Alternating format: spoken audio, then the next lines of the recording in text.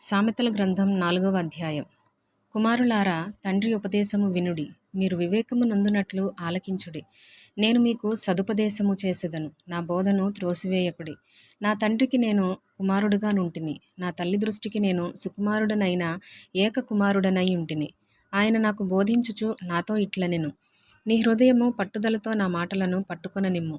నా ఆజ్ఞలను గైకొనిన ఎడల నీవు బ్రతుకుదువు.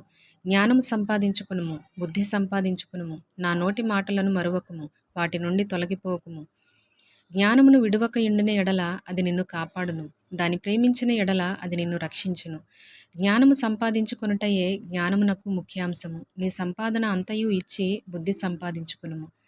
దాని గొప్ప చేసిన ఎడల అది నిన్ను హెచ్చించును, దాని కౌగిలించిన ఎడల అది నీకు ఘనతను తెచ్చును. అది నీ తలకు అందమైన మాలిక కట్టును, ప్రకాశమానమైన కిరీటమును నీకు దయచేయును. నా కుమారుడా, నీవు ఆలకించి నా మాటలను అంగీకరించిన ఎడల నీవు దీర్ఘాయుష్మంతుడవగుదువు.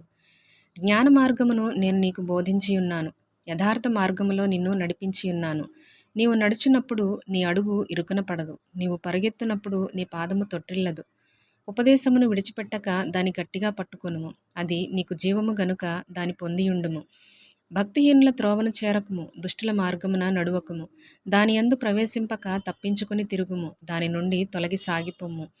అట్టివారు కీడు చేయనిది నిద్రింపరు, ఎదుటివారిని పడద్రోయనిది వారికి నిద్ర రాదు. కీడు చేత దొరికిన దానిని వారు భుజింతురు, బలాత్కారము చేత దొరికిన ద్రాక్షారసమును త్రాగుదురు. పట్టపగలగు వరకు వేకువ వెలుగు తేజరిల్లునట్లు నీతిమంతుల మార్గము అంతకంతకు తేజరిల్లును. భక్తిహీనుల మార్గము గాఢాంధకారమయము, తాము దేనిమీద పడునది వారికి తెలియదు. నా కుమారుడా, నా మాటలను ఆలకింపుము, నా వాక్యములకు నీ చెవియొగ్గుము. నీ కన్నుల ఎదుట నుండి వాటిని తొలగిపోనీయకుము, నీ హృదయమందు వాటిని భద్రము చేసుకొనుము. దొరికిన వారికి అవి జీవమును, వారి సర్వ శరీరమునకు ఆరోగ్యమును ఇచ్చును. నీ హృదయములో నుండి జీవధారలు బయలుదేరును, కాబట్టి అన్నిటికంటే ముఖ్యముగా నీ హృదయమును భద్రముగా కాపాడుకొనుము. మూర్ఖపు మాటలు నోటికి రానీయకుము, పెదవుల నుండి కుటిలమైన మాటలు రానీయకుము. నీ కన్నులు ఇటు అటు చూడక సరిగాను, నీ కనురెప్పలు నీ ముందర సూటిగాను చూడవలెను. నీవు నడుచు మార్గమును సరళము చేయుము, అప్పుడు నీ మార్గములన్నీ స్థిరములగును. నీవు కుడి తట్టుకైనను ఎడమ తట్టుకైనను తిరుగకుము, నీ పాదమును కీడునకు దూరముగా తొలగించుకొనుము.